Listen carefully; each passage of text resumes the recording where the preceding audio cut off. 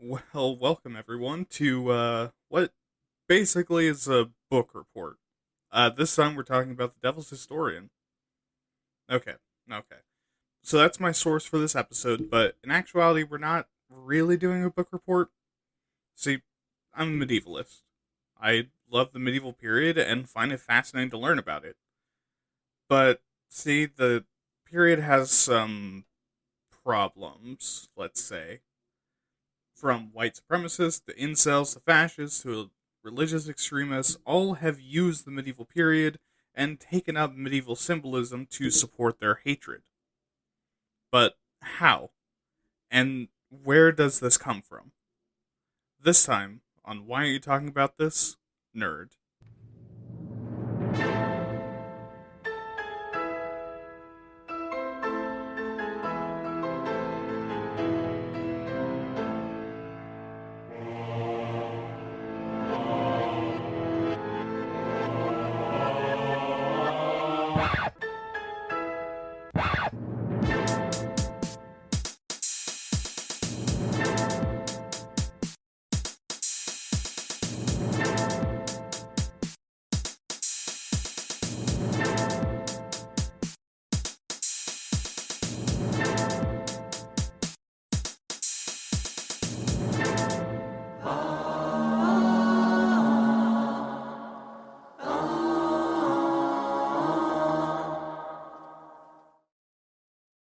Hello, everyone, and welcome to another episode of Waytat Nerd. My name is William, and I will be your medieval times looking ass host today as we travel down the rabbit hole that is racism, sexism, and homophobia slicked hole that is medievalism.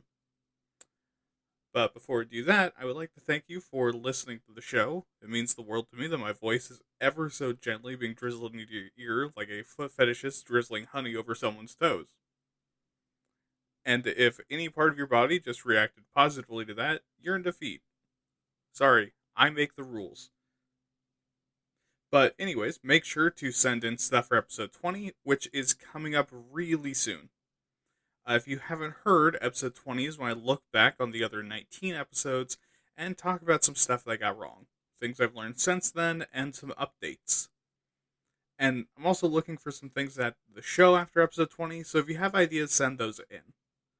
Also, like, comment, review, and share the show. And I do also accept throwing bricks through the windows of your enemies with the URL written on the side to be sharing. But let's get to it. Also, don't throw bricks.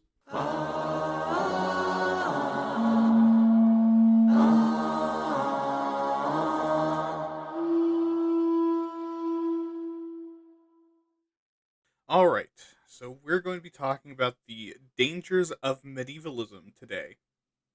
But obviously, before we do that, we have to talk about what medievalism even is in the first place. So, medievalism is the study of or hobby of the Middle Ages or topics related to the Middle Ages, particularly in some hyperfixated aspect of it. For example, while I really enjoy the medieval period for its interesting politics, the lives of people at the time, and how much I would rather be in their shoes, and stuff like herbalism books from the period, I was introduced to medievalism and attached to it from the angle of the weapons, armor, and warfare. Other people, though, will hyperfixate on other things. Like, in college, I took a class on the medieval period, and amongst the many things we read, one of them was from a scholar whose entire field of study in the Middle Ages was on the technology and techniques of the textile and fabric industries. Yeah, that's how fixated we get sometimes. Okay, but with that in mind, if you are really horny for definitions or don't know what the Middle Ages are, let's also define that. See, this is a period of human history between the fall of Rome and the early modern era that covers an area from Iceland to Mauritania. If you don't know where that is, look it up. Eastward to modern India, north again to Russia, and then back over to Iceland. So, big square over Europe and a lot of Africa and Asia. However, this area is also sometimes expanded further south to modern South Africa and east to Japan. So this is basically most, if not all, of Eurasia and most of Africa between the periods of 476 AD and 1948 AD. 1948. Sorry, I'm a little bit dyslexic sometimes. 1498. Although some people also include up through the 17th century. And I'm one of them because the 1600s still had plenty of stuff like castles, plate armor, and the use of firearms wasn't quite the number one weapon yet. Getting there, but not quite. Now, you see, this is very, very vague. And why is that? Well, because there's a lot of opinion on when and where this happened. A lot of people place it solely in Europe, but where in Europe? I mean, for a lot of people, without thinking about it, they'll say the British Isles, France, Germany, and the Nordic countries. But that's not very accurate because these nations interacted with others further afield. So then, you include places like Spain and Italy. But then they interacted with the Moors, the Islamic Caliphates, Eastern Europe, etc., and then they in turn interact with other people. So, wherever you put your focus is really dependent on your area of study, area of interest, or what you think is either a more quote-unquote pure form of life, or a more quote-unquote barbaric form of life, depending on the narrative that you're trying to sell. Now, timing is similar. For the case of the 1400s, it's because there were a ton of worldwide changes there in this period, including the fall of Constantinople, the Renaissance, and Timurid eras beginning, the end of feudalism in Europe, and the discovery of America. But the 17th century is the era of the extinction of medieval practices like plate armor, and the hegemony of many nations we know today, rather than the system of political connections in the medieval period. So, as you can see, already the Middle Ages are kind of poorly defined. But a lot of people forget that. That what you're looking at is the history and culture of 1 to 2 megacontinents making up the majority of the landmass on Earth over a period of somewhere between 1,000 and 1,200 years. There is no single universal truth about this period. Rather, what we say about it says a lot more about us than it does about the time. Very similar to analogies. Just blew your mind there, didn't I? But very important to this, and that's about the analogies thing. Analogies say more about you than they do about the thing you're making an analogy about. But very important to this discussion is the distinction of the past versus history.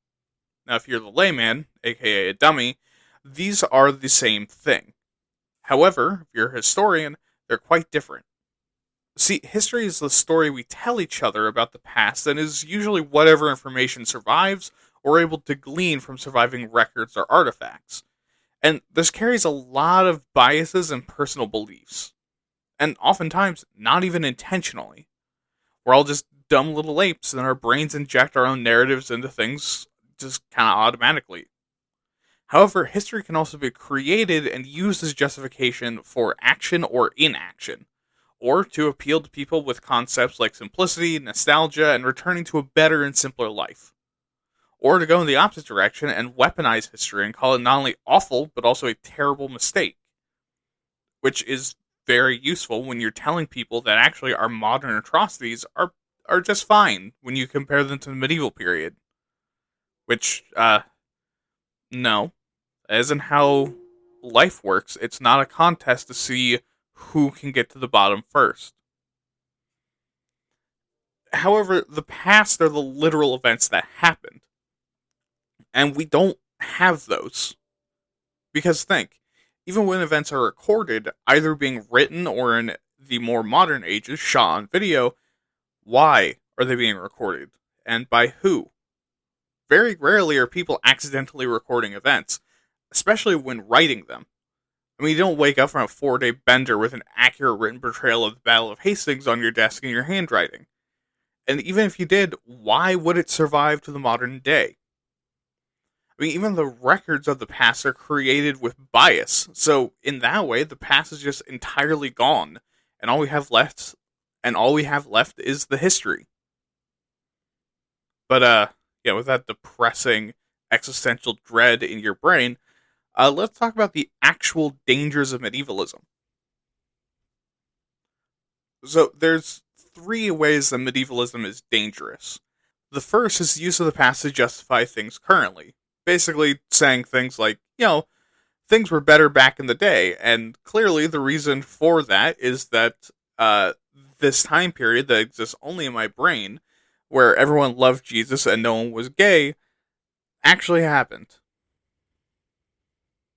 So they take the current climate and say, well, I mean, obviously the world is a shit show, and then they advocate going back to that time that didn't exist. So they take the current climate and say, well, obviously the world is a shit show, and then they advocate going back, to a time that didn't exist that they made up. Now, the second is the use of history and the past to justify things, but in the opposite way. Like saying, hey guys, you know what was great? We used to massacre Romani people for no fucking reason, and also women stay in the fucking house and accepted that their husbands would just sometimes hit them. Oh, that never happened? Fuck you. And then a bunch of incels and people that really want to massacre an ethnicity and hit women cheer. And the third is confusing real life for fantasy or propaganda for real life and believing things like racial homogeny, inevitable culture of war, and other real fucked up things. Like drinking from the skull of your enemies. This is pure fantasy. Because one, medieval people weren't psychopaths, but also because, holy shit, is a skull the most impractical thing to drink out of? There's so many holes, and also, like, if you sip it from the back, and you have it upside down, you have the teeth in the front smacking you in the face, or if you go the other way, you're getting weird, like, tooth-on-tooth action, or, I mean, if it's cut open from the top, then you have the wine dribbling out of the hole for the optic nerves, or, dribbling down the spinal cord hole. Not that I've considered it, but, okay, this is all really general, so we're going to just look at some more common, overarching examples. So, first is the idea that medieval people lived really brutal, nasty, short lives. The idea being that everyone was sick, covered in mud and shit, wore black and brown all the time because color was only for the rich people. Medical treatment was done with a mallet and an especially dull and dirty knife. Everyone was always doing or planning a rape and murder. Kings would smash armies together just to watch the blood go everywhere, and everyone died by the age of 35. But let's break that down. See, beginning with your life expectancy. Now, the figure of 35 years old is actually from birth. So when you're born, odds are you'll die before you're 35. But here's the thing, that's actually not unique to the Middle Ages. As a matter of fact, the modern figure of 72 years old worldwide is an outlier, and throughout most of human history is fluctuated from like 18 years old to 45 years old at birth. Because giving birth has always been a dangerous prospect. A lot can go wrong and kill the mother, the baby, or both. And until the modern day, there wasn't a whole lot we could do about it. I mean, even in the modern day, there's sometimes not much we can do about it, even in places with a whole lot of medical development. But assuming that you're born fine and survive the very weak and vulnerable childhood years where one especially bad flu, falling head first from a tree because children seem to think that they're immortal, a famine runs through your village and only the fatties and the good workers survive because they're built different, or someone gives you a good stabbing because you're an asshole, you'll actually probably live to be in your 70s. I mean, similar to today. Now, also, medieval people weren't always dirty and covered in grime, and a lot of them wore very bright colors, because bright colors are pretty and the human body is an eldritch nightmare of gross fluids and smells, and no one likes it. Especially not the person covered in it. So, basically, everyone bathed. The thing is that a lot of people see stuff like bathhouses getting closed down and think that that meant that there was something against bathing, which wasn't the case. It was just, especially common for people to get finger blasted or get a reach around in the bathhouse, and a lot of the moral authorities, like churches and kings, took an issue with that. And actually, for millennia, people have been bathing. With, even some evidence that is older than civilization itself to wash our bodies. And in addition, people in the Middle Ages weren't especially sickly or covered in disease. I mean, think about it. For millennia, humanity has struggled to fight disease and sickness, and the Middle Ages were no different. But see, these things actually combine together as to why we think medieval people didn't bathe. Because in the 16th and 17th century, washing became a social faux pas among the rich. Why? Well, because of the spread of syphilis, Christian values, including that you should never be naked because God made us all with clothes on, obviously, and the very, very provably, obviously wrong idea that bathing causes disease. It also became a social statement to say that you haven't bathed in months and still smell good because it indicated that you didn't have to do any kind of hard labor and were therefore rich. But also, compared to the colonial period of Europe, disease was much less widespread. Because we aren't taking our, funky white people jock itch and pusscock all over the planet and catching other people's coochie coughs. Also, a lot of people say that medieval medical treatment was barbaric and brutal. And here's the thing. It was. I mean, fuck, man. In order to do heart surgery, they had to take a very sharp knife and peel back all your chest skin and muscle, break open your fucking ribs, and then take another very sharp knife and employ some very precise stabbing directly into the thing keeping you alive. Oh, wait. Fuck. Sorry, that's modern heart surgery. Yeah, surgery is incredibly horrific when you describe it exactly as it is. But yes, during the Middle Ages, we didn't have effective anesthesia, there was no germ theory, and we didn't have the precision medical instruments or technology we have now. Which does sound awful, but it's not as bad as a lot of people think. Shh, phone. I should have learned my lesson from recording Waytat that I need to have my phone on silent while I'm recording. Anyways, uh, because today, while medical treatment is a lot more survivable and also a lot more effective, in fact, much more effective than any other time in human history, Middle Age medicine wasn't a bunch of herbs and a few incantations and then bleeding you to death. We knew how to treat cataracts. We knew how to treat a whole lot of wounds and injuries that didn't involve lopping off limbs. We had internal medicine, like we could do actual surgeries on you that I don't want to say work most of the time. That would work usually. We also had the beginnings of dentistry, and we were mapping organs, blood vessels, and nerves.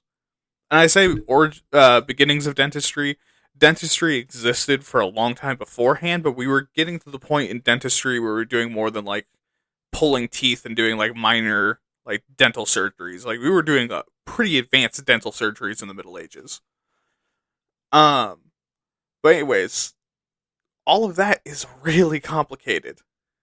And here's the thing: this was also before the heroic age of medicine, which in my opinion was a lot more barbaric. And if you aren't familiar, then, I mean, one, you haven't listened to Waytat and shame on you, but also this era of medicine was defined as the period of time where doctors thought disease couldn't spread through them, and also anything goes as long as the patient's life is saved. Meaning, even if they want to die, or don't want treatment, or they have reservations about, their arm getting hacksawed off, the doctor might just do it anyways, regardless of their patient's choice. With dirty hands and no anesthesia. I mean, also, you weren't really allowed to say no to certain treatments. Like, they would force you to do stuff like take morphine, for example, when morphine came around. Yeah, or if you had a brain issue, they'd do everything they could to solve it. And if talking it out and like some psychotherapy didn't do it, they might bash you in the head. They might give you an electric shock, see if that works. Or they might just fucking lobotomize you. So, Middle Ages medicine, while filled with a lot of hocus pocus gobbledygook, like humoral medicine, strapping a chicken to your leg to avoid the plague, because, obviously the plague will infect a lower order of God's creature if it can, and pray away that syphilis, it's no worse than the medical treatments in use for millennia before and for centuries after. Okay, and finally is the violence. See, unlike what a lot of people will tell you, the Middle Ages weren't uniquely violent. I mean, think, we had World War Greece 1, 2, and 3 by this time, and several massive empires that killed millions of people just on the field of battle. There's a biblical psalm about braining your enemies' babies against the wall after burning their city to the ground for defying God's power, written before Rome was a thing in the Middle East. There's even evidence of cavemen massacring entire tribes execution style by either braining them with a club or literally stabbing them with the liver until they bled to death. I mean, humans are fucking violent. And a lot of people will feed you the line that we're much better now and a lot more civilized. And sure, maybe in some respects we are, but to say that the Middle Ages was the height of war, murder, rape, banditry, and torture is wrong, because torture actually became a lot more popular of a thing during the 17th and 18th century than it ever was during the Middle Ages. And hey, if you want to look at a literal industrial scale of rape and sexual assault, let's look at the modern sex trafficking industry that is rampant everywhere. If you want to talk about bloodshed during war, let's compare the bloodiest conquest of the Middle Ages to the bloodiest war to date in human fucking history. So the Mongol invasion killed about 30 to 40 million people, with sometimes travelers to China reporting seeing a literal mountain of human skulls piled up outside of one particular city. I mean, fucking horrendous, right? Well, that took place over 162 years, or 216,049 deaths per year on average. Which, I mean, holy fuck, that is a lot of killing and violence, and obviously is terrible. But the deadliest conflict in human history is World War II, which, if you know the timeline, is a lot more modern. But during World War II, somewhere between 70 to 85 million people died over the course of 6 years, or about 12,916,666 deaths per year. Now, mind you, of that figure, only 38% of those were soldiers. So we're talking about mostly civilian deaths. And this is from some of the most horrific atrocities and some of the most painful, deadly weapons imaginable, including things like disease experiments, biological warfare, the fucking Shoah, which is another name for the Holocaust, by the way, the one that I prefer using, firebombs that would sometimes suffocate people by sucking all the oxygen out of the air and would also boil rivers people were trying to escape into, mass rapes, genocide, and also the power of splitting the fucking atom. And this also discounts modern atrocities committed during, like, the Ukrainian war that's still currently happening, or the habit the US has had for a long time of drone striking suspected terrorists in the Middle East, almost regardless of the collateral damage. In fact, sometimes it really seems like we're aiming for collateral damage. Okay, so that was a lot, but why is this myth proliferated? Well, in some part, because humans kind of innately have a smug sense of superiority over other people. It's a survival mechanism to say that we're actually a lot better off now than we used to, because it keeps the existential dread our brain is able to process in check. That's also why a lot of people have, like, an immortality complex. They're like, oh, I can't possibly be hurt by that, because if our brain recognizes that we can, we start to spiral. We tell each other that they live brutal, nasty, short lives in the Middle Ages because it makes us feel good living in the modern day. Which, I will say, that's fine. That part of it isn't too bad of a lie. However, we also use medieval to describe other cultures, because the implication there is that they're savage, brutal murderers that don't understand medicine or how to bathe. Or, I mean, the other part of why this myth has proliferated is to excuse modern atrocities. like torture. It's pretty common to say that torture was common in the Middle Ages, and as people are like, oh yeah, we don't do that anymore.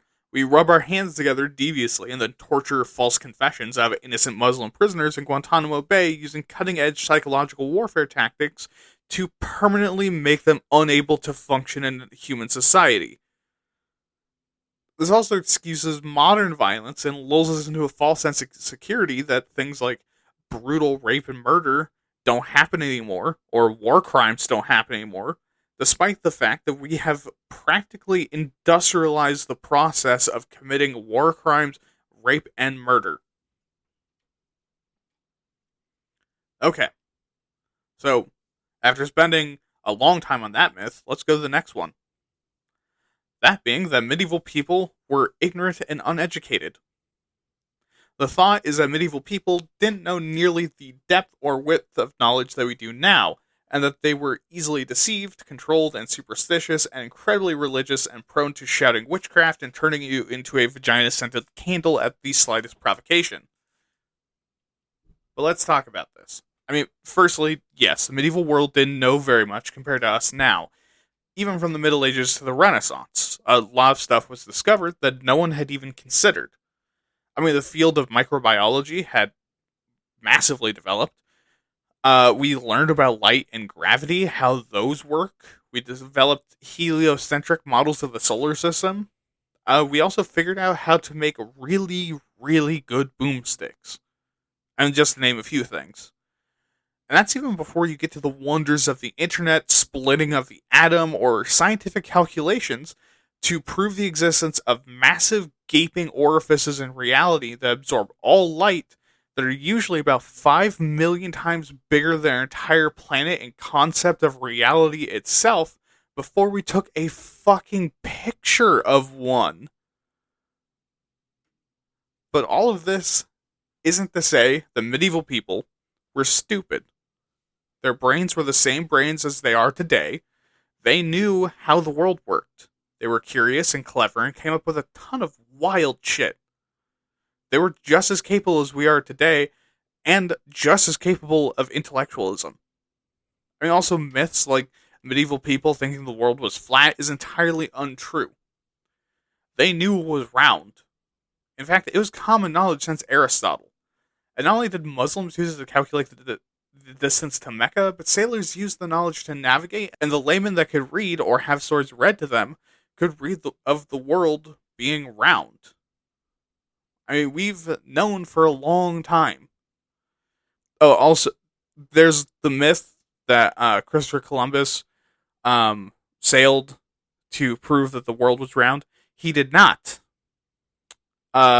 He sailed out because he did the calculations and thought, it's pear-shaped with a nipple on the top. So I can cut across the narrow part to get to India. Sorry, this is a side note. A well-established, well-known, well-understood country, and then he got to the shores and was like, oh, people, kill them. What the fuck? Anyways, Christopher Columbus is not a hero. He's a fucking monster. And an idiot. He was stupid, too. He didn't know what the fuck he was talking about or what he was doing 90% of the time he went anywhere. He thought he was in India until the day he fucking died. Anyway, God, what a fucking dumbass. Anyways, speaking of literacy, while it was much lower than it is today, it was still more common than you think. Because reading and writing is a really useful way to store information for long periods of time and to pass it to others without, using any of our electrical lump of gum and fat juices up here. And again, while the number was fairly low, most people that needed to be literate were literate. Or in other words, people that had the money or time enough to do more than just have subsistence labor. And also, I mean, sure, I like the written word, and my soggy fucking brain pan leans very heavily on it because the part that's supposed to be filled with memorized information is instead filled with hentai and all the cringy things I've ever been unfortunate enough to live to regret. The written word isn't supreme. It's not the only way to pass down useful information. You can use stuff like oral histories, hands-on learning, cooperative storytelling. The reason why we assumed the medieval people didn't know how to do anything is because us in the West jerk our dicks around to the written language like a horny teenager on Wattpad. And a lot of Westerners, throughout the period of colonization and thinking we're hotter shit than the contents of a Florida porta potty, saw written language as the sole requirement to be civilized. But if you think written language is supreme, why are you listening to a fucking podcast? Why do you listen to the radio or music? Why do you watch TV? Why do you talk to people? Just text and read books, you dumb little fucking nerd. Meanwhile, us chads are going to be standing around spouting off bullshit that'll never be repeated in the same way ever again by anyone else in history. Get fucked. But I digress. The thing is, too, is that a lot of people didn't even really need to know how to read and write. Why? Because, yes, books existed. Obviously. Duh. And so things like parchment and ink. But these were hella expensive. Because books were transcribed by hand, and parchment and ink were materials that both weren't exceptionally in high demand, and also weren't really the easiest things to make. So most people couldn't afford to use them anyways, or there was no need to make a lot of it. So there was no reason to learn a skill that you won't be able to use.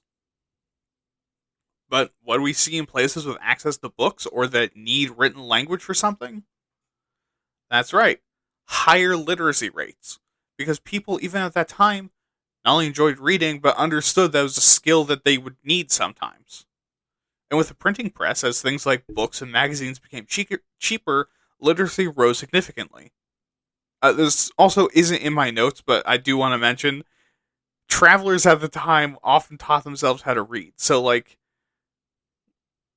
if you're going anywhere, you obviously understand, like, well, shit, I'm not going to be in this fucking town forever, so I gotta learn how to read. Like, it... Anyways, why do we say this myth? Well, again, this is a smug sense of satisfaction moment. But also, and this is going to be a common one today, racism. Because the idea is that the world just kind of stopped progressing and everyone got real fucking dumb for about 1,000 years while Europe got back to its position of supremacy between Rome and the new quote-unquote enlightened area of colonialism. Which obviously isn't true, but by saying that actually we were a bunch of dummies during the Middle Ages minimizes the contributions of other cultures and ethnicities to the world by basically saying, well, sure, but I mean, we were dumb back then anyways, or, well, but we only really care about what Europeans do. I mean, also, this is a way to shift focus away from modern failures in the education system by saying, well, in the context of history, we're actually doing a much better job now. Which is true, yes, but also doesn't mean that we can get away with, not teaching kids how to do basic tasks or, just really motherfucking their brains and giving them permanent burnout.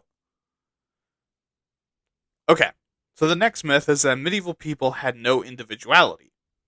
The thought is that people during this era had no self-determination or power, and that all the history happened from the powerful tyrannical kings, an overreaching and authoritarian Catholic Church, and local nobilities keeping the poor peasants deeply repressed and stealing all their money. Which you know the pattern by now. So, first of all, in the Middle Ages, kings and other nobles were actually limited in their power. Why is that? Well, because they relied on a series of alliances and loyalties between themselves and other wealthy landowners. So, for example, let's say that you're the King of England. Congratulations, by the way, my lord. But you don't actually own England. Because that's a whole lot of fucking land, and oh my god, that's an insane thing to try to do. Instead, you own whatever land you and your personal retinue can control. Which is a good chunk, but nothing crazy. But good for you, your family has a long-running alliance before other nobles that own enough land to kind of strong arm another, let's say, 15 into an alliance with you and them. And all 20 of you are pretty chill with the 14 nobles that control basically enough of Wales to essentially own Wales. So now your 34 nobles get cozied up with a bunch of Irish and Scottish nobles and make friends with them for a grand alliance of 41. And because you have kids, you quickly marry them off to the children of the remaining Isles nobles and a few in France and Germany to expand your holdings to basically the entire British Isles and a few places in France and Germany. So now you have like 70 to 75 nobles that are kind of basically working for you because enough of them decide that you were the one in charge.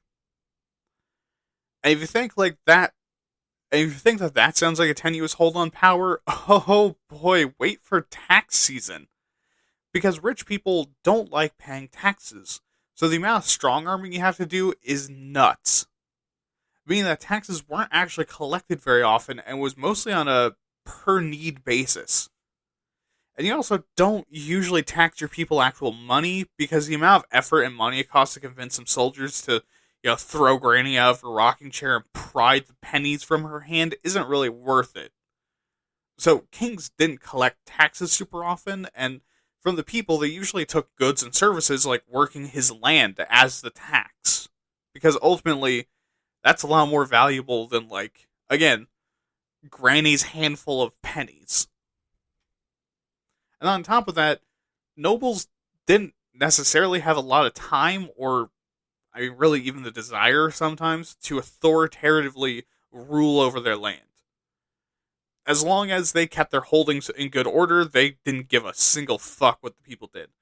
So because of that, a lot of settlements had democratic councils, elders, mayors, or even sometimes overseers from their lord's personal retinue or one of their relatives to keep things running. And all of that means that the government operated in vastly different ways across a single kingdom or empire, because each region is under a different lord, essentially in its own micro-government. And that's even denying places like Italy that had like city-state republics just all over the place.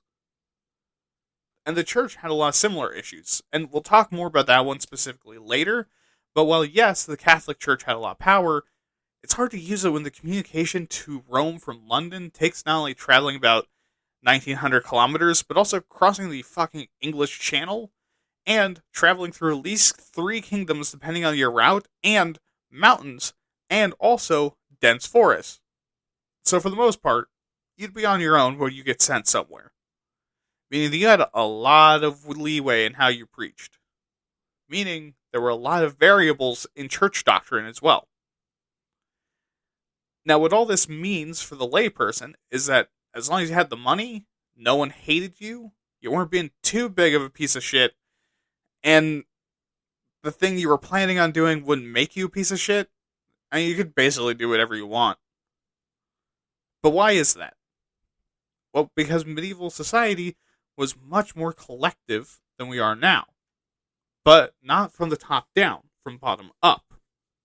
Because, you had to be there for each other and help each other to survive, because the world is a rough place. Like if someone gets injured and can't work their fields, that means that your community overall has less food. Which might mean the difference between life and death for your entire community if, you're short 3 bushels of wheat, and now everyone's fucking starving this winter. So you help them by helping them with their fields or tending to their wounds. Especially because if you got sick or injured or forgot your lunch or needed help fixing something, you would hope that they'd be there for you. I mean, also, if you live in a village, you probably grew up with everyone there.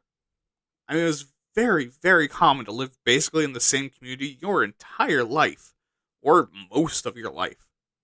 So, you don't want to see these people get hurt or killed because you know them. They're your friends. They're your family. So, really, medieval society was heavily focused on social politics and social interactions on every level.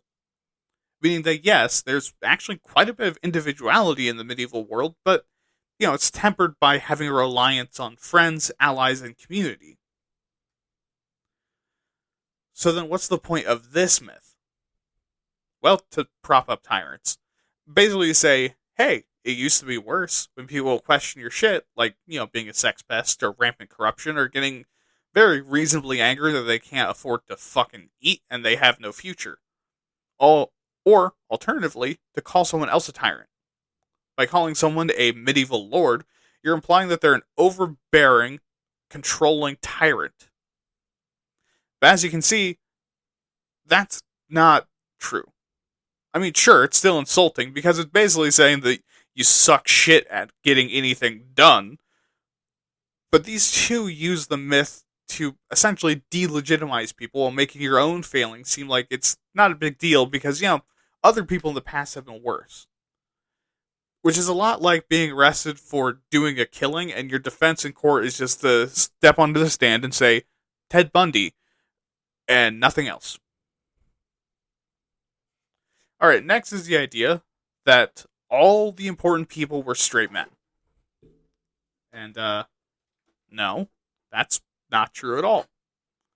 But a lot of people act like the Middle Ages was a time where the menfolk, the straight menfolk, did all the heavy lifting like farming, fighting, smithing, and ruling, while the women sat quietly in the corner covering their gross, disgusting fucking ankles until their husband won some sex. But obviously, this is false. Women during the Middle Ages did a lot of important and cool shit. Women, unlike what's often portrayed, actually had a pretty good amount of self-determination and could do things like run businesses. It was actually fairly common for women not only to do traditionally feminine, at least by today's standards, things like being seamstresses and artists, but also do things that were all hands on deck, like farming in the fields or doing like home construction. And actually, some traditionally masculine things like working as blacksmiths or as fully fledged and well respected queens that held the same power as a lot of kings. I mean, also the thought of a woman blacksmith just absolutely snapping me in half like a Kit Kat bar is going to be in my mind for a long time. Anyways, women did actually have options. And, while it was expected that they needed to be married and oftentimes who they were married to wasn't their choice, just like today, not every choice in husband was a total asshole with more red flags than a Soviet parade, and even some of them would be like me and probably prefer to be called a good boy by a dominant wife. So it can be assumed that at least some amount of marriages weren't controlling, if not good. Or, if a woman doesn't want to get married, she can join a convent, which was at the time considered similar to, if not literally, marrying God.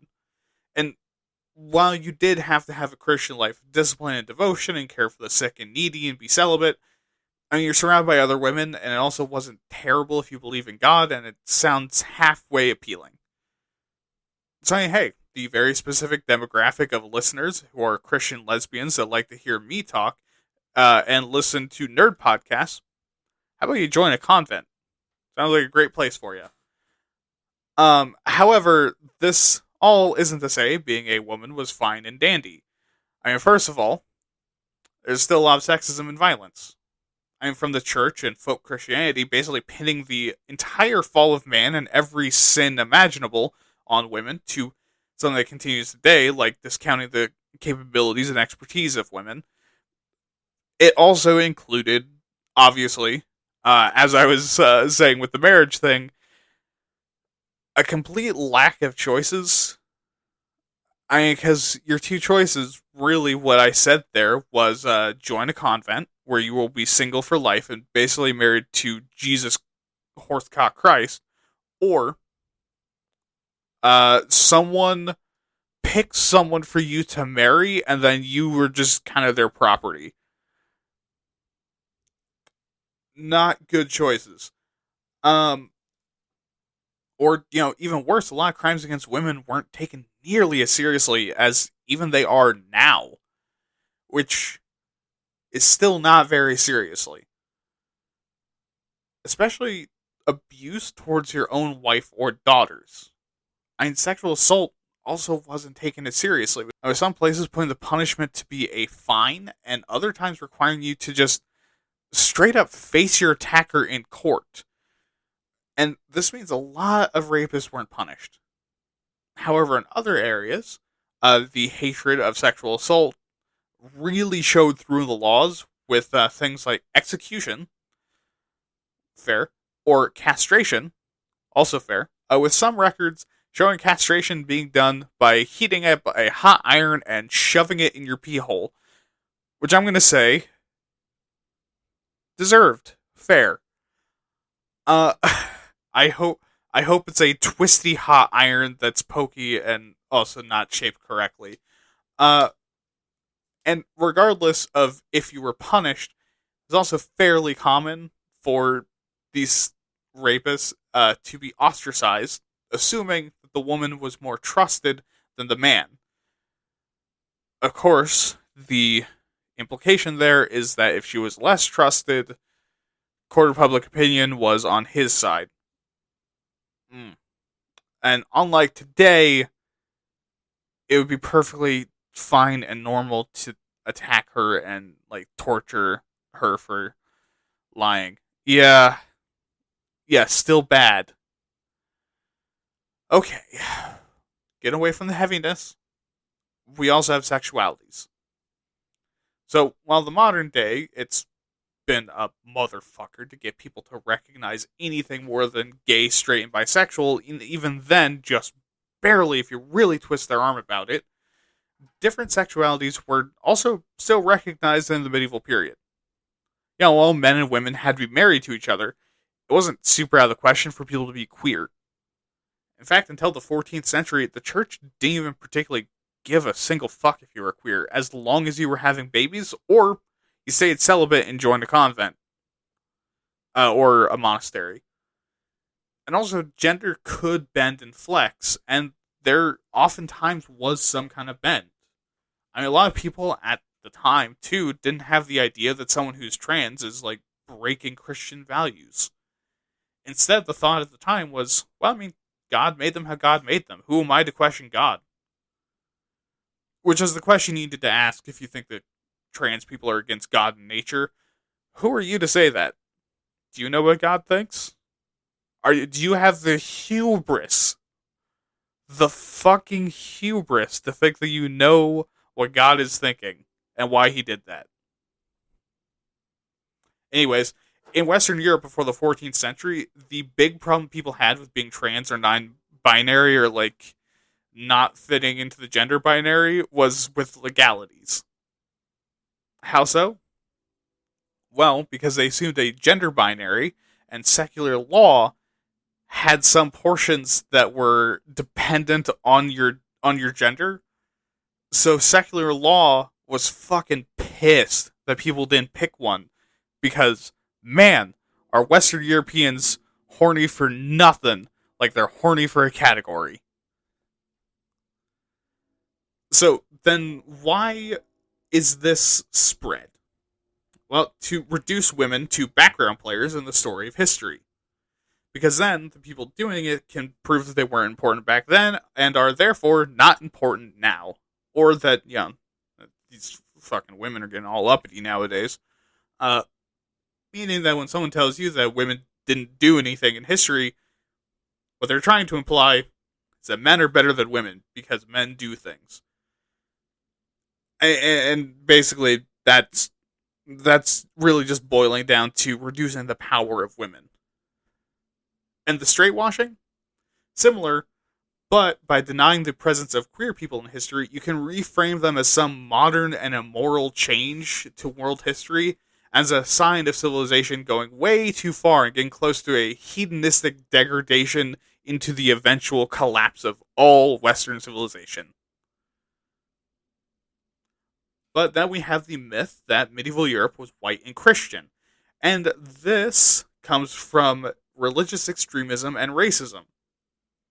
Basically, the thought is that Europe is its own separate. Basically, the thought is that Europe is its own separate hegemonic culture and is entirely unconnected from the rest of the world and is quote unquote pure and has a high population of white people with zero diversity.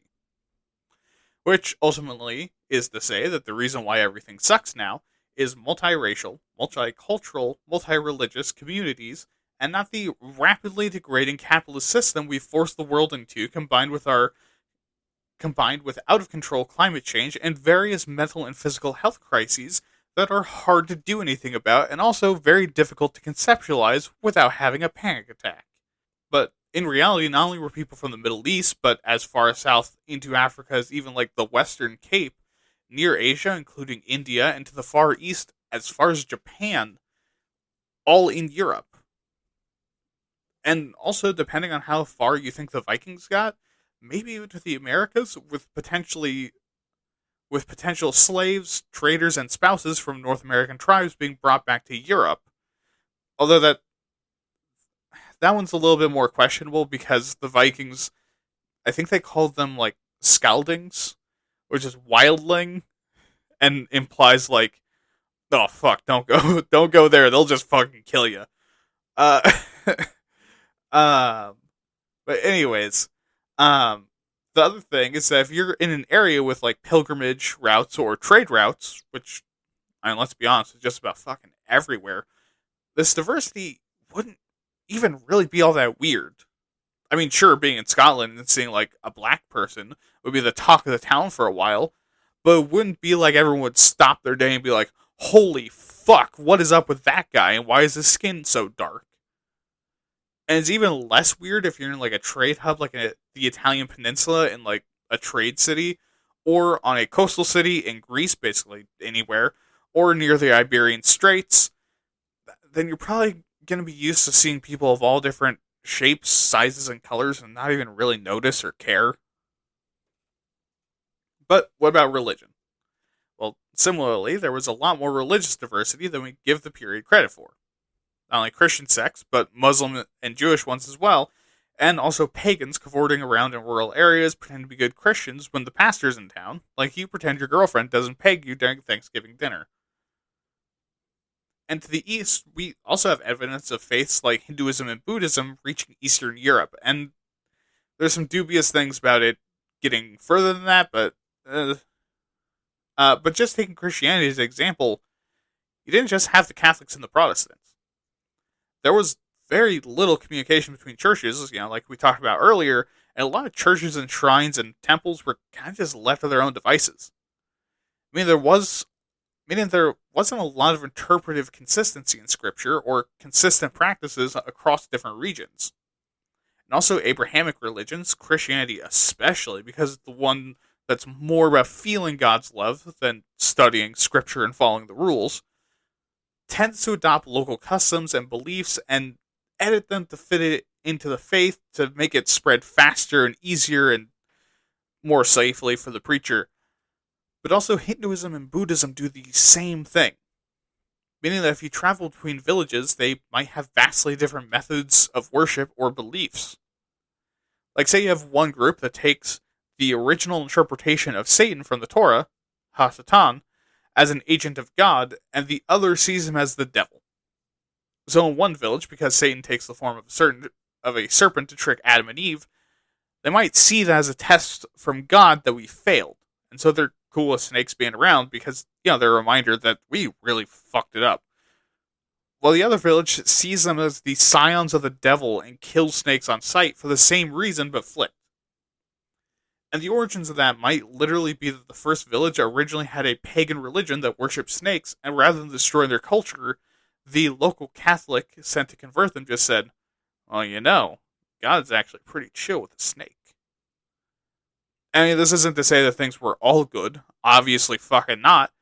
It was very common for the Jewish people especially to be scapegoated for the powers that be by forcing them into doing things like debt collection, and then when people got pissy that people were collecting on their debts or making them pay taxes, they'd execute or banish the Jews and say, oh, it was all their fault. Which is just one of the many, many, many medieval atrocities committed on them. Okay. So why is this one said? Well, nationalism, racism, and stupidity. Nationalism and racism, because nationalists and racists rely on people seeing a single, easily identifiable trait or group of traits to rally around as the true members of their group. Meaning that WASPs, white Anglo-Saxon Protestants, make that the defining feature, being white and Protestant. So how do they give that legitimacy? They lie to you and tell you that actually white people have had their own distinct identity since the Middle Ages, and now these fucking liberals with their pronouns and colored hair and sexy bodies I want to suck and fuck, I'm too afraid that it makes me gay, are trying to destroy that. And also a lot of Christians really don't want to be chill with other religions because assumedly their entire personality is being a douche canoe, so they want to shove their religion down everyone's throat, especially if they look vaguely European, and also claim Christianity as a white person thing, despite the fact that it was created in the Middle East, and also actively preaches everyone can follow Christ. Also, the stupidity is that sometimes people just fucking forget that the rest of the world existed in the Middle Ages, and are like, well, we have ancient Rome, and then we're going to talk about Europe Power Hour, and then the next era we're going to talk about when we colonized everywhere and killed a bunch of non-white people. And expect that to be like the full scope of history that you need to know to be out in the world. Okay. And my god, this is long, but second to last is nationalism. So in places with medieval history, like Germany and the UK, medievalism is used in nationalist movements, citing the idea of returning to the medieval past when things were much better for us specifically. Like, for example, German nationalists will point to this idea of their nation being the barrier and the sturdy and stalwart defenders of Western civilization from the barbaric Eastern hordes, or from the Jews, from places like Poland. The most intimidating name ever. And this goes back as far as the Battle of Tours, where Germanic peoples fought against the Moors and won despite all odds and founded the Holy Roman Empire. And a lot of them use stories of the hero Sigurd, a hyper-masculine, super buff, extremely powerful, extremely German ancient warrior, as the model for their nationalism, being both a dragon slayer and a king killer. However, he is also a rapist, because the female warrior woman romance partner that he has was married off to another man, so he overpowered and raped her while disguised as her husband. Yeah, and that's a story that in the 1930s the Nazis used as a good thing. Anyways, but using the UK as another example, they use both King Arthur and the Roman general Brutus as the basis and legitimacy for colonization, brutalizing natives, and just generally being dickheads to Europeans. With the idea that King Arthur is a just and rightful king that conquered the Isles and ruled as a kind man until he was betrayed by his closest friend and wife. Wow, a lot of woman hate and nationalist propaganda. Who fucking knew? And Brutus, because it establishes them as a true successor to Rome. I mean, even the US has gotten in on this, claiming stuff like a border wall being akin to the walls of a fortress, and the use of medieval tactics and torture, whatever the fuck that means, on immigrants. And the reason? Well, ever since Manifest Destiny, America has used the propaganda that people from Mexico and South America are like the unwashed hordes coming to destroy our land of the free, while more modern Islamophobia and racism towards Arabic people has caused this to double down, saying that Islamic extremists are also coming over the border. Which both aren't true in any way, obviously. But we use this medievalism because it captures the imagination and dog whistles exactly what they mean while still having plausible deniability. What they mean, by the way, is protecting WASP lifestyle. But this reminds me. The last myth to cover before we get into the history, then very quickly talk about what to do about this, is the mythologizing of the Crusades. Because ever since the Crusades ended, they've been used by Europeans to be the shining example of European power and the strength of Christendom. Or if you're on the other side, the barbarity and ruthless evil of Christianity. And both are kind of revisionist history. The one that says that it's like a shining beacon of European strength is more revisionist. Because the medieval period, due to being seen as racially and religiously homogenous, places this conflict as an inevitable one that is either for the glory of Christ and white people or a heroic defense of Islam and the Arab race. And this is the foundation of propaganda surrounding things like Desert Storm, post 9/11 invasions of the Middle East, and was even mirrored by groups like Osama bin Laden's Taliban or ISIS, saying that the West are back at it again, doing another crusade. But here's the thing. Calling the Crusades either side of the spectrum is wrong. Not morally. I mean, the Crusades were morally wrong, but factually wrong. So here's what the Crusades actually were. They were campaigns against political and religious rivals where essentially what you do is you take a bunch of people and you whip them up into a religious, zealous fervor, and then you point them in just like a general direction of where you want them to go hurt people, and you say, those guys said Jesus is stinky. And then you watch them do the, funny 4chan screech into the Middle East. Or maybe not. Sometimes they don't make it. Sometimes they get lost and they sack Constantinople. Or they get lost and they end up in Italy, and then they sack a few cities in Italy and then they all get killed. Or they never leave and they just start squabbling amongst each other and stabbing Jews and burning women at the stake. There was a Spanish crusade that did that. Sometimes they get lost at sea and just all fucking drown. But, I mean, why did this happen in Europe? Well, I mean, because of the politics of the day that we covered earlier, combined with the stage the Catholic Church was at, where they were really trying to create fervency and also make people think if they're not loyal to the Catholic Church, they're going to hell for sure. That combo really made this possible. But, I mean, yes, the Crusades were exceptionally brutal and bloody and were filled with massacres, and there's evidence of cannibalism happening, not by need, by choice. However, the Crusades did also have moments of honor, and also had moments of, like, what seems like love, and also allowed for people to interact with the world that they had never known before. Talking about Europeans. And in the aftermath, even allowed for the proliferation of trading knowledge, goods, and religions. So, the Crusades were, oh boy, were they terrible. But the things that they caused to happen later on, some of it was good. Most of it was bad. But, let's go over to the history.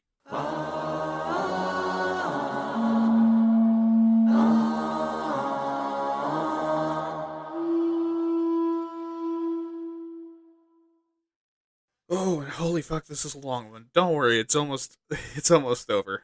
I'm not sure if I'm saying that for me or for you. I'm very tired. Alright. So, medievalism really starts in the 1330s, with the concept created by the poet Petrarch, who popularized the idea that Europe had been in the Dark Ages since the 5th century and had just recently left it. In the late 14th century, Leonardo Bruni and Flavio Blondo, trust me, I think that's how his name is pronounced, separated out time into 3 chunks, being ancient, medieval, and modern. Where they put the line for modern, by the way?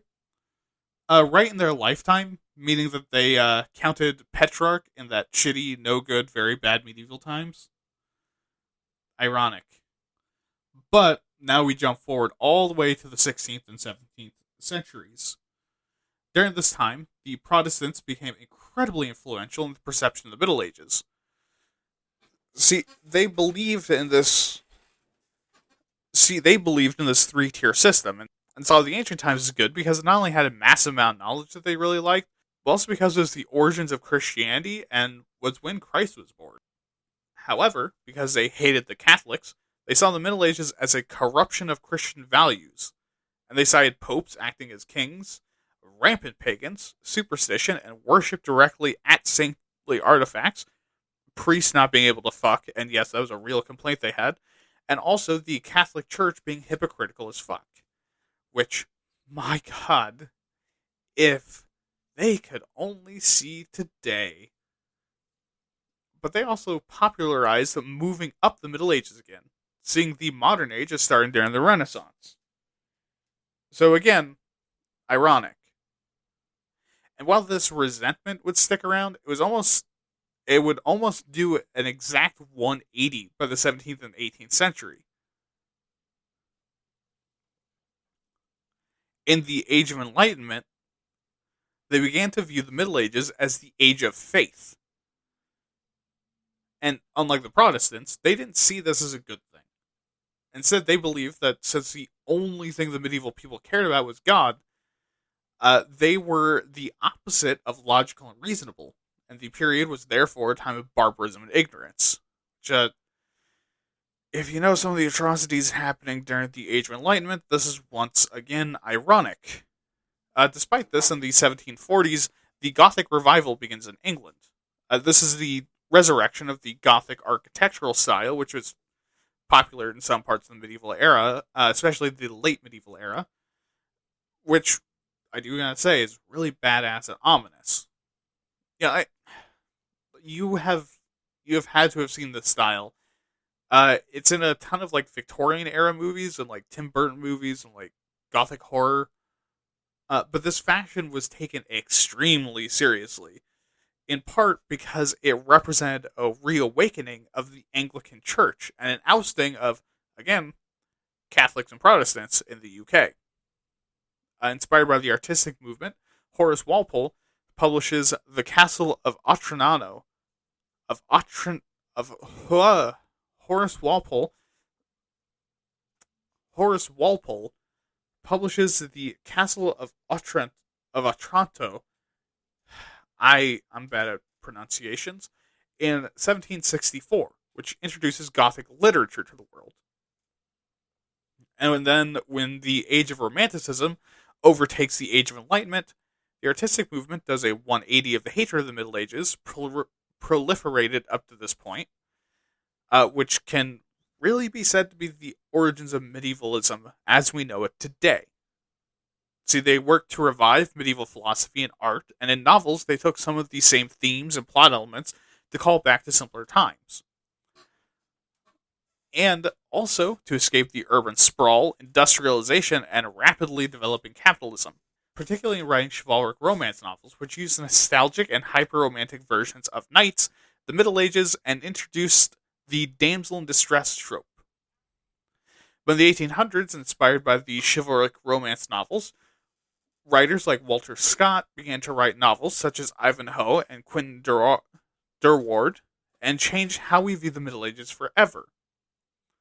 Also in this time, Gothic literature would also go on to influence horror, and novelists like Herman Melville, the Bronte sisters, Oscar Wilde, Bram Stoker, and Robert Louis Stevenson. But this combo caused waves of people translating medieval novels into modern language, like Beowulf, The Lay of the Cid, and The Song of Roland. I want to make a joke, I'm not going to. Anyway, Romanticism also influenced the Nazarene movement in Germany, a desire to return to late medieval artwork, focusing on spiritual values rather than, all that scandalous modern art showing things like fully clothed consenting adults tenderly kissing each other in a very loving way. And in 1824, William Cobbett writes the history of the Protestant Reformation. In this book, he attacked the Reformation for turning the UK from a very wealthy and unified medieval kingdom into an industrial Victorian hellhole. Which on one hand, it was a Victorian hellhole. However, on the other hand, calling the UK unified at any point in its history is what we call in the history game a fucking lie. But around the same time in the 1840s, on a wave of medievalist sensibilities, the Parliament in the UK had a lot of buildings and churches across France, the US, and the UK, all either built or updated to be in Gothic style. including Notre Dame. And in 1843, Past and Present by Thomas Carlyle was published, critiquing the Industrial Revolution and says that we should be running society more in the medieval style, based on cooperation and brotherhood, rather than competition and greed. Which, as we've discussed, isn't exactly the truth. It's also not healthy. It's also not healthy to fetishize the past like that. Trust me, I constantly want to try to stick my dick into the Middle Ages, but it doesn't work. Anyways, in the mid 1800s, the Middle Ages are co-opted for nationalism, which basically mixed the Romantic art movement and nationalist propaganda, whitewash historical moments to depict and then produce simplified versions of history that depict your culture as the Chad and your enemy's culture as the Soyjak. And this was further accentuated by the rich dressing in medieval clothes to try to recapture the time period, and the arts and crafts movement, where many people in the middle and upper class began to style their homes in the more pastoral and simpler traditional craftsmanship of the Middle Ages, as opposed to the Gothic style. And from then, the nationalism only grows, eventually becoming a staple of groups like the fucking Nazis and the Ku Klux Klan. Yeah, just like the best that the white people have to offer. And this propaganda also seeps into fiction, with Hollywood in the 1920s adopting the Middle Ages as a genre about 20 years after a lot of other countries began producing films about the Middle Ages meant to power their propaganda machines, particularly about their medieval heroes, like France creating Joan of Arc in 1899, which is way early. But this doesn't skyrocket interest in medievalism in the same way that the mid-20th century did, when authors of pulp fantasy, leaning on early fantasy authors as well as sci-fi authors, created genres like sword and sorcery, and authors like, obviously, J.R.R. Tolkien founding high fantasy as a genre. But, after this, medievalism launches into popular culture, and we get to where we are now. And I know this is kind of an abrupt ending of the timeline, but I'm going to tell you right now, the history from this point is like going through year by year and telling you, like, and this country said this thing about this group of people, and it's a shitty thing to say. And they said, well, actually, and Charlemagne said that. Like, I'm not. There's things I don't want. I don't want to repeat, and it will lose its impact for you. But just know there are a lot of countries since then that have used the medieval period as a basis to be an asshole. So, with that, we're going to talk about the applications, which is very short.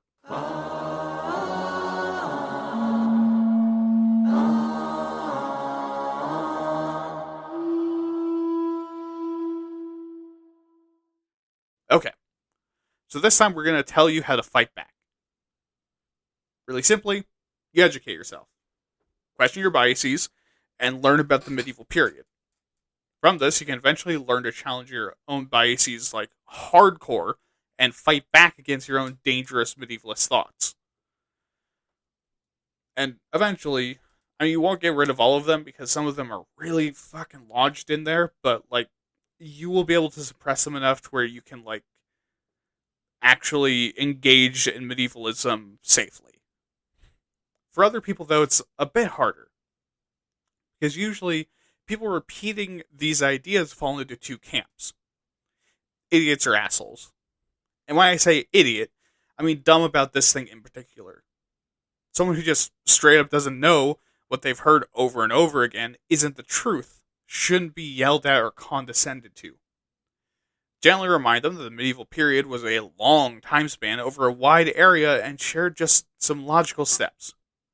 Like it's common for people to think that no one drank water in the Middle Ages and everyone drank alcohol because the water was fucking filthy. And this is entirely untrue. Lead them through the steps. Alcohol dehydrates you. So how did they survive? Was everyone drunk all the time? How would all the water be filthy? Why didn't anyone boil the water? Where could this have come from? Why would someone say this? Because the truth for this particular myth is that it's a misunderstanding. There were at times restrictions or bans on drinking from the River Thames because it was so full of literal shit. But that was in London intermittently, not over the entire 1,000 years or 40,000 square kilometers. If someone is an asshole, you can be more forceful with them. People talking about how the Jews controlled everything since the Middle Ages is just an asshole. You can just say, no, that's not true, as a matter of fact, and then rip into them about some real history and some real shit that happened. This is especially if they refuse to listen to nuance or reason. And eventually, if they just refuse to listen,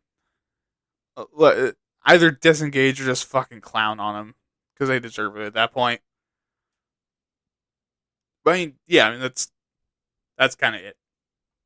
To the soapbox.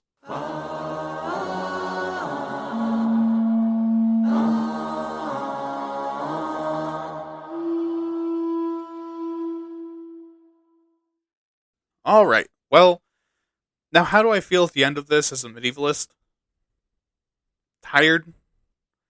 I'm exhausted. This is a fun episode, but man, did it take a lot out of me.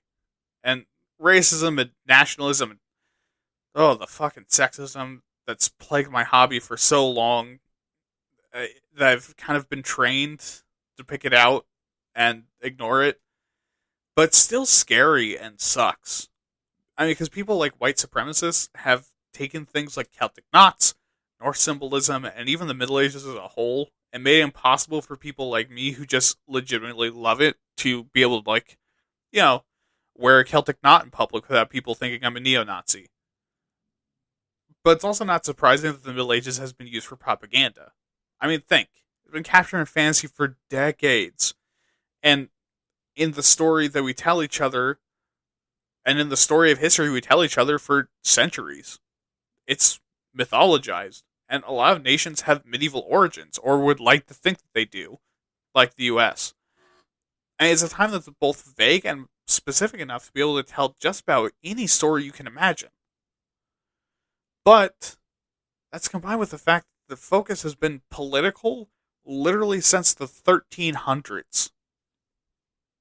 So, really love the period, and if you do as well, I mean, don't let someone gatekeep you. But also at the same time, be careful about the kinds of people you share a hobby with. And if you're not that into it, and listen this far anyways, I mean, thank you so much. That's really fucking impressive, honestly. I nerded out a lot of this episode with some of the things that I knew, but yeah, thank you. And let's get out of here.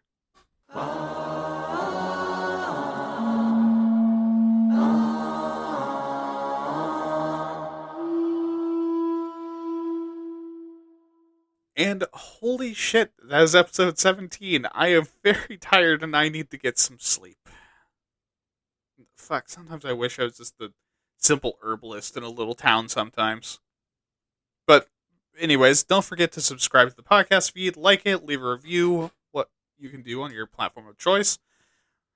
Send me an email at waytabpods@gmail.com with questions, concerns, opinions, compliments, insults, actually dumb medieval myths you've heard, why the medieval period was exactly the way you imagine it, and why I'm wrong and I can go fuck myself, and anything else you want to tell me. Also, follow me on Twitter at waytat_pods for episode announcements. Remember to check out my other podcast, Waytat, where I talk about things that plague the U.S. besides racism and nationalism, but mostly racism and nationalism, because fuck, man, that's really a lot of what's wrong with us. All right, have a good night, have fun, keep writing, and remember, punch a Nazi. This has been Why Aren't You Talking About This Nerd, and I've been your host, William. Good night.